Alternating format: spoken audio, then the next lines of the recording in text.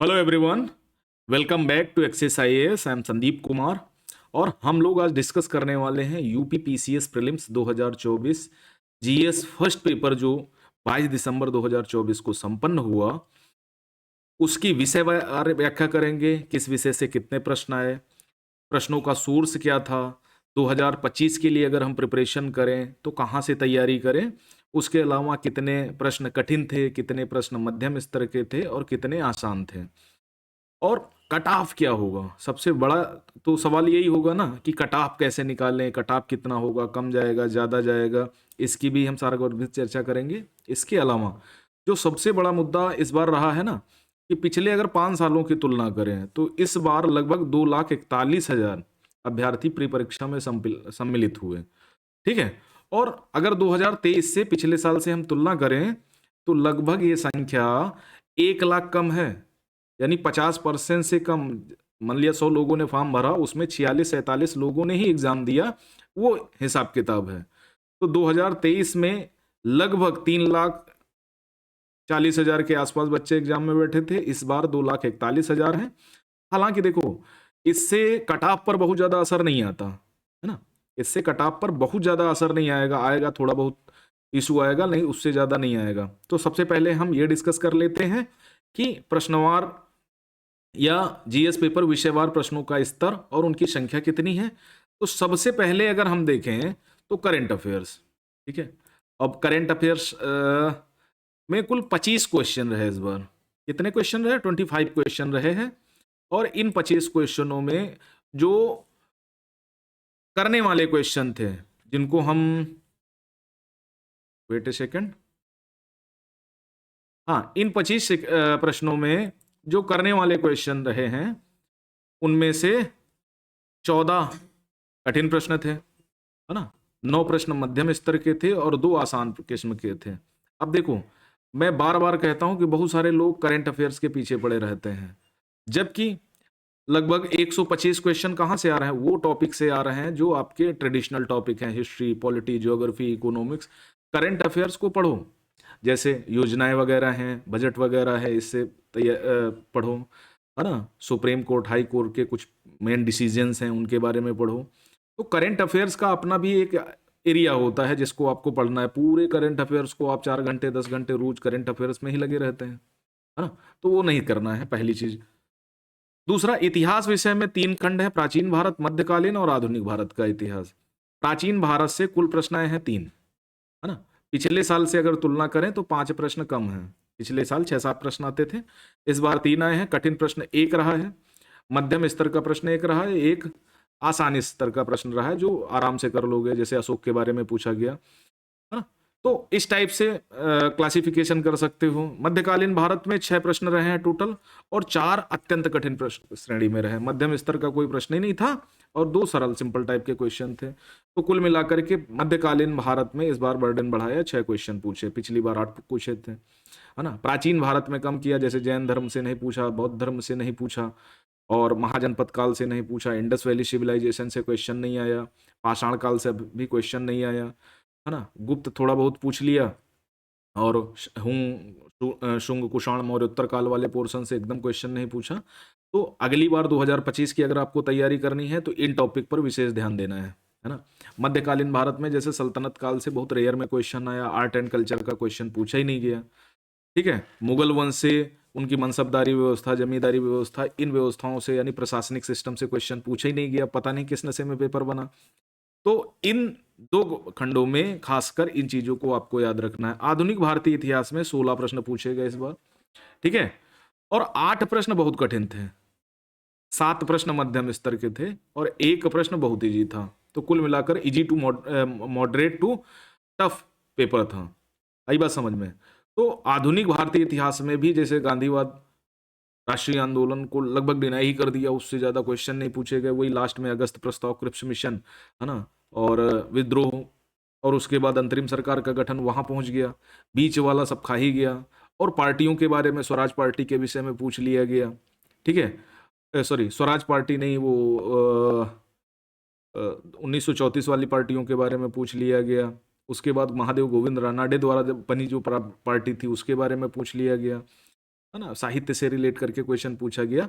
तो यहाँ भी जैसे अंग्रेजों के संबंध में, गवर्नर जनरल के संबंध में, है ना, सामाजिक सुधार आंदोलनों से, ब्रिटिश इंडिया कंपनी की व्यवस्थाएं, प्रशासनिक व्यवस्था, राजस्व व्यवस्था, दीवानी, रैयतवाड़ी, ये सब इनके बारे में कोई पूछे ही नहीं, है ना। तो अगली बार ये याद रखना है, इन टॉपिक पर विशेष ध्यान देना। ज्योग्राफी में 15 और लगभग 29 प्रश्न थे, 15, 5, 20, 4, 24 प्रश्न थे। और याद रखो 5, 1, 6 और 2, 8 प्रश्न बहुत कठिन कैटेगरी में थे।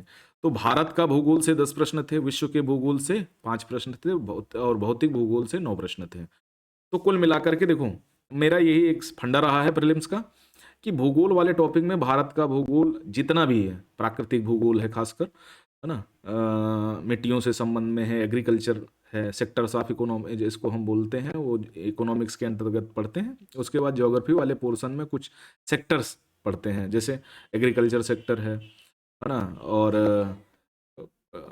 उसके बाद एग्रीकल्चर के अलावा इंडस्ट्रियल सेक्टर है, और सर्विस सेक्टर से बहुत कम क्वेश्चन पूछे जाते हैं। तो वो वाले सेक्टर हैं, है ना, परिवहन वाला पोर्शन है, उसको आपको तैयार करना है, मिट्टियों वाला पोर्शन है, कृषि वाला पोर्शन है, इनको आपको बहुत कायदे से तैयार करना, नदियों वाला पोर्शन है।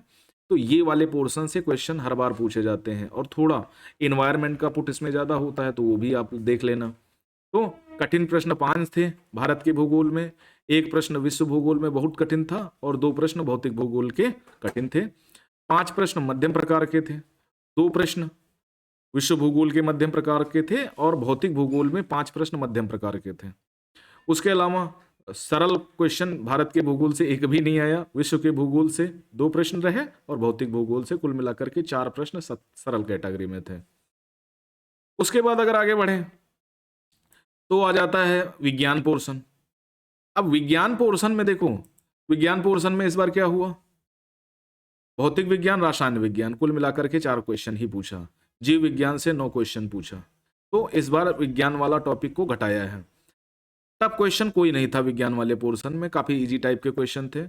एक क्वेश्चन भौतिक विज्ञान में मॉडरेट किस्म का था, और जीव विज्ञान में 5 क्वेश्चन मॉडरेट किस्म के थे। बाकी 4, 2, 6, 7 क्वेश्चन अत्यंत सिंपल टाइप के थे। अगर आपने बेसिक चीजें पढ़ी हैं, जैसे ज्योग्राफी में और साइंस में अगर आपने सिर्फ एनसीईआरटी कर रखी है ना, तो आपको कोई दिक्कत आई ही नहीं होगी। उसी तरह 5वें टॉपिक के अंतर्गत राज्य व्यवस्था आ गई हमारी, पॉलिटी, ठीक है। अब पॉलिटी में देखो 21 प्रश्न इस बार को टोटल पूछे गए, 6 प्रश्न मॉडरेट टाइप के थे। इस पॉलिटी में टफ कैटेगरी में कोई भी प्रश्न नहीं था, और 15 क्वेश्चन अत्यंत सिंपल टाइप के थे। तो कुल मिलाकर के अगर आपने ठीक से पॉलिटी पढ़ी है, खासकर एनसीईआरटी से और एम लक्ष्मीकांत से, तो ये 100% मान के चलिए 18-19 क्वेश्चन आप सही कर ले गए होंगे। और पॉलिटी चाहे यूपीएससी हो, ठीक है, या यूपीपीएससी हो, दोनों जगह पॉलिटी बहुत सिंपल आ रही है पिछले 5 सालों से। तो इसका आपको फायदा उठाना है। इकोनॉमिक्स, आर्थिक एवं सामाजिक विकास में अगर देखें तो 23 प्रश्न पूछे गए इस बार। 2 प्रश्न बहुत टफ थे, 12 प्रश्न मॉडरेट किस्म के थे, और 9 प्रश्न बहुत सिंपल टाइप के थे। आ गई बात समझ में। इस बार जो ताज्जुब किया पेपर में, वो पर्यावरण को लेकर किया। पिछली बार पर्यावरण से 15-20 क्वेश्चन पूछे जाते थे, इस बार 7 क्वेश्चन पूछे, 2 मॉडरेट और 5 सिंपल। इस बार प्रदूषण से रिलेट करके कोई क्वेश्चन नहीं आया, इस बार बायोडाइवर्सिटी वाले पोर्शन से कोई क्वेश्चन नहीं आया, है ना। तो बहुत सारे क्वेश्चन मिस किए इस बार। तो अगली बार के लिए याद करना, हो सकता है अगली बार बढ़िया क्वेश्चन पूछ ले, जैसे भारतीय इतिहास में प्राचीन और मध्यकालीन भारत में ऐसी जगह से क्वेश्चन। हिस्ट्री लगभग टफ थी बच्चों के लिए।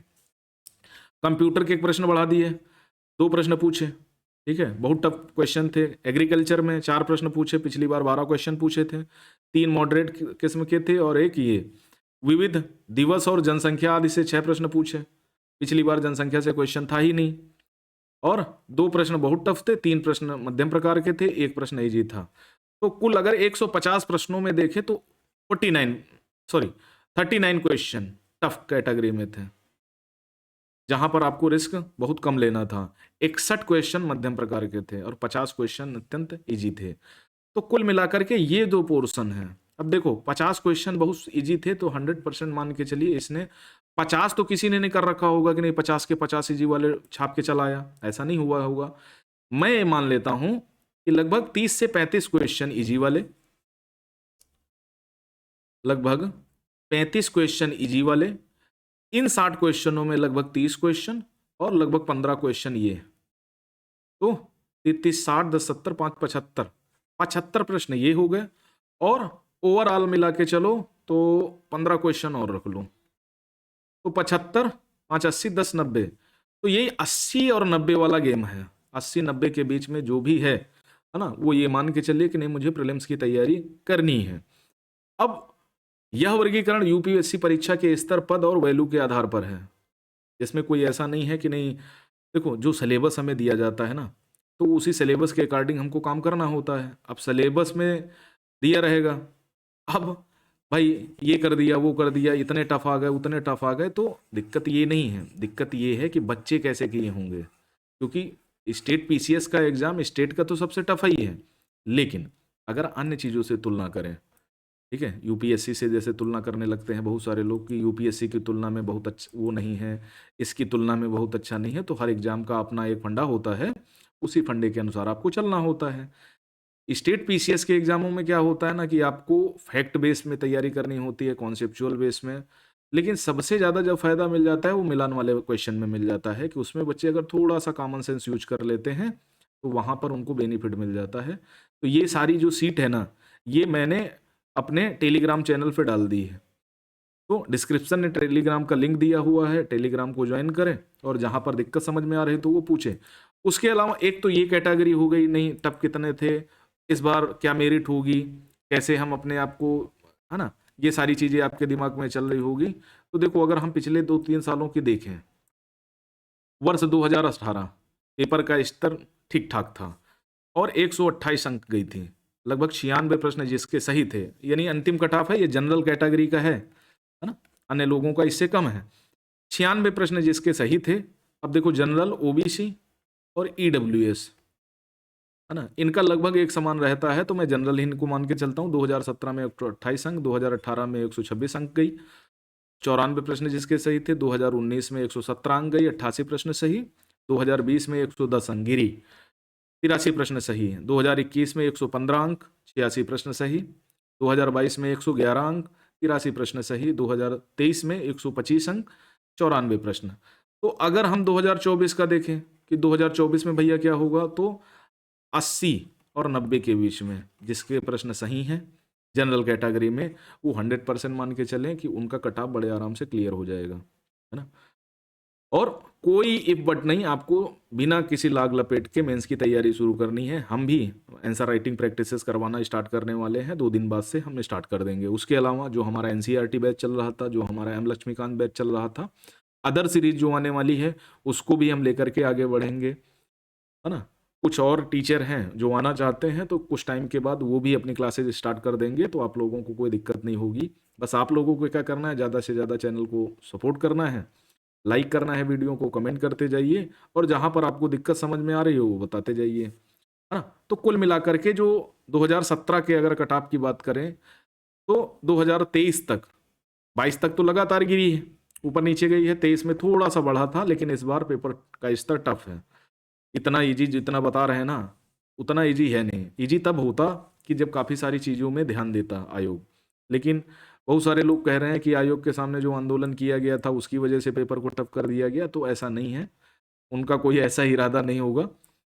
हाँ, लेकिन पेपर इजी नहीं था, ये तो मैं कह सकता हूँ। तो कुल मिलाकर के अगर 80-90 के आसपास आपके क्वेश्चन सही हो रहे हैं तो मेंस की तैयारी करो। 6 पेपर आपको मेंस में रिटन प्रैक्टिस करनी है, हिंदी के पेपर में रिटन प्रैक्टिस करनी है, ऐसे के पेपर में रिटन प्रैक्टिस करनी है, तो ये वाला काम स्टार्ट करो। अपना अपना सिलेबस उठाओ और पिछले ईयर के PYQ देखो, ठीक है, प्रीवियस ईयर क्वेश्चन पेपर उठाओ, चाहिए पेपर का कहाँ से कितने टॉपिक आए, उत्तर प्रदेश विशेष से कितने टॉपिक आए, हिस्ट्री में क्या पूछा गया 2-3 सालों में, ये सारी चीज़ें आपको करनी है। और ये सारी चीज़ें कर लेंगे तो आपका बेड़ा पार होगा, नहीं प्री तो हो जाएगा, मेंस में लटक जाओगे। उसी तरह अगर सीसेट पेपर में देखें तो हिंदी से लगभग 15 से 20 क्वेश्चन रहे हैं इस बार, रीडिंग कॉम्प्रिहेंशन से लगभग 7 से 10 क्वेश्चन के आसपास था, और कम्युनिकेशन स्किल से 10 क्वेश्चन के आसपास थे, मैथ और रीजनिंग से मिलाकर के लगभग 40 क्वेश्चन के आसपास थे। तो वो तो ठीक है, सीसेट में प्रैक्टिस बेस है, सीसेट की प्रैक्टिस जितनी अच्छी कर लोगे उतना काम अच्छा हो जाएगा। तो ये है यूपी पीसीएस प्रीलिम्स 2024 GS1 जिसमें हमने बात करी विषयवार प्रश्नों की संख्या, किस विषय से कितने प्रश्न आए, स्तर उनका क्या था, कितने कठिन थे, मध्यम स्तर के, और आसान प्रश्न कितने थे। उसके अलावा हमने बात करी मेरिट के बारे में कि कट ऑफ क्या हो सकता है प्रीलिम्स का, है ना, और किस बच्चे ने कितने किए होंगे। तीसरी बात जो हमने सबसे बड़ी करी कि इस बार बहुत कम बच्चे पेपर में प्रीलिम्स का एग्जाम देने गए 22 दिसंबर को। उसका कई कारण हो सकते हैं, क्योंकि नॉन सीरियस स्टूडेंट ऐसा होता है ना, कुछ सीरियस स्टूडेंट होंगे जिनका किसी वजह से छूटा होगा, है ना, कुछ ऐसे होंगे जो एग्जाम सेंटर तक नहीं पहुंच पाएंगे, कुछ ऐसे होंगे घर से ही नहीं निकले होंगे, ठंड का मौसम था। तो ऐसे बहुत सारे रीजन हो सकते हैं जिससे बच्चे ना आए हों, लेकिन ज़्यादातर जो अपसेंट हुए हैं ना, उसमें बहुत सारे बच्चे ऐसे हैं जो नॉन सीरियस कैटेगरी के होंगे। ओके, तो उससे मेरिट पर बहुत विशेष फर्क पड़ने वाला नहीं है। मेरिट लगभग 50-60 हज़ार बच्चे ही डिसाइड कर लेते हैं कि मेरिट क्या होगी, बस इन्हीं के इर्द गिर्द घूमता रहता है सब कुछ। तो आप लोगों को बहुत ज़्यादा स्ट्रेस नहीं लेना है, 1-2 दिन आराम करो, उसके बाद फिर से हम तैयारी स्टार्ट करते हैं और देखते हैं क्या हो सकता है। फिर देखते हैं रिजल्ट, अभी 40-45 दिन में आपका रिजल्ट आ ही जाएगा। और अब आपको आरओ एआरओ पे फोकस करना है, क्योंकि आरओ एआरओ का जल्दी ही एग्जाम डेट अलॉट हो जाएगी। कब एग्जाम डेट आ जाए पता नहीं चलेगा, और एग्जाम इसी तरह दिसंबर, जैसे ये हुआ ना पीसीएस वाला, उसी तरह दिसंबर में ही हो जाएगा। तो बिना हताश हुए, बिना निराश हुए तैयारी करना स्टार्ट करो। देखते हैं आगे क्या हो सकता है, प्रीलिम्स का रिजल्ट आने दो, और बाकी अपनी तैयारी तो चली रही है। तो आज के लिए इतना ही। थैंक यू वेरी मच, नमस्कार, मिलते हैं नेक्स्ट क्लास में, तब तक के लिए धन्यवाद।